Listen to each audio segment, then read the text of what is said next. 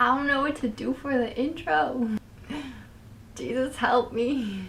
He says this is great. So great.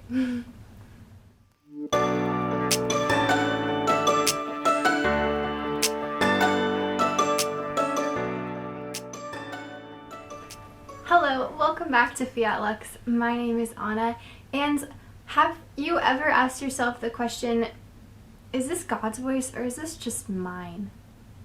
I've definitely asked myself that question lots of times. Sometimes it can feel really hard to tell, and I definitely have heard other people ask the same thing. So that's what I'm going to talk about today. So the way that we're going to do this is by talking about what God's voice sounds like versus what our voice might sound like.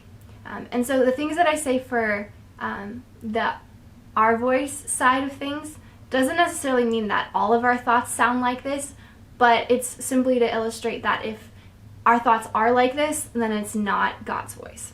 So the first indicator that it is God's voice is that it brings you peace.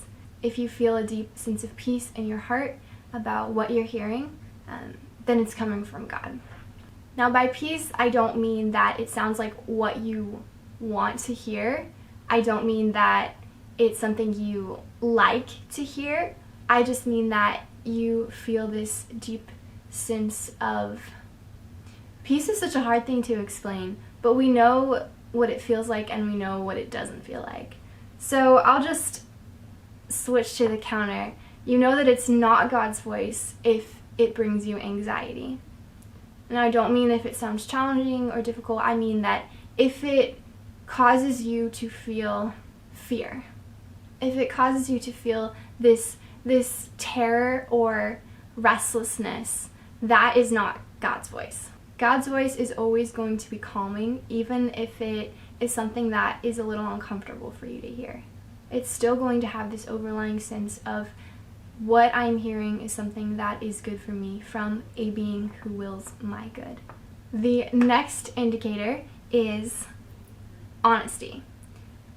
So God is very honest, and sometimes he's kind of blunt, to be honest. It can even sting just a little bit to hear what he has to say sometimes. I'll give a really quick example. When I was younger, I had this huge crush on this one guy, right? And I went on a retreat with him, and the whole time I was on this retreat, I kept thinking about this guy, wondering what he was doing, where he was, how I could get his attention, thinking about the things that he said. And at one point, towards the end of the retreat, I went to the bathroom, and side note, the bathroom is actually a great place to pray, guys. Like, you're alone, it's quiet most of the time. Anyways, tangent. But I was in the bathroom, and since I stepped away from everything and I had a moment of quiet, I could actually hear God's voice, and he said, "You came on this retreat for me and to work on our relationship, and you spent so much time just thinking about someone else." And that was really hard for me to hear. And when I heard that, I was like, oh, I mean, yeah, that's kind of true. Like, I did say that I came here for you, God, and I have been ignoring you. And sometimes God does tell us these things that are kind of hard to hear, but we know that they're true in our hearts, even if we don't like the way that they sound. Now, on the other side, you know that it's not God's voice if it's telling you something that is twisted. For example, let's say that you're hanging out with your friends and someone says something that's kind of insulting or a jab at you, and you hear this voice that says, well, clearly they must think that you're annoying. They probably don't like you. You actually are a really annoying person. You're so weird. You're blah, blah, blah. You're not very interesting. Fill in the blank, right? And we can tell this voice is twisted because it's taking this fact that your friend made this comment and then it's twisting it into, oh, therefore you're unlovable. Oh, therefore you're worthless. You're uninteresting. You're bad, right? And we can see how that is distorting reality and trying to tell us something that's not true.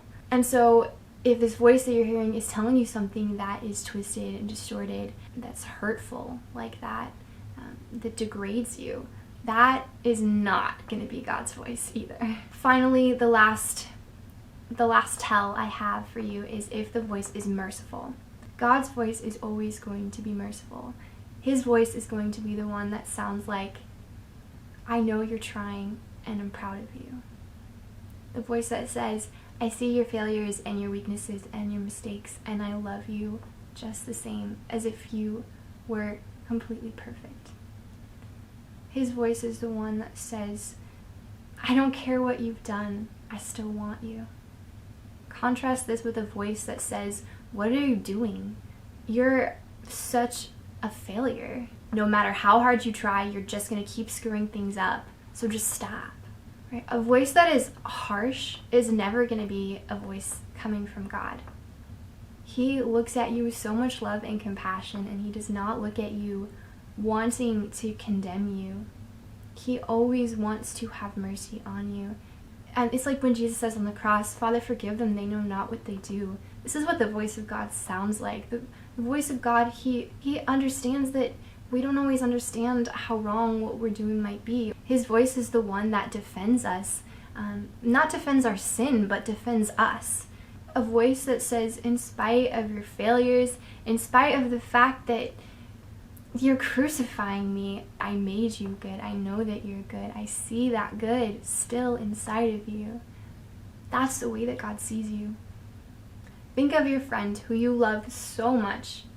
You might know that they're not perfect and they have their mistakes, but you love them so much anyways, right? And you're hopefully not thinking, oh, well, they really should change this and that, and they need to work on this, because you love them, right? And yeah, sure, maybe you want them to work on things that they struggle with and you want to help them, but that doesn't mean that you view them through this negative lens of, like, first and foremost, seeing their flaws. That's not how we look at someone that we love.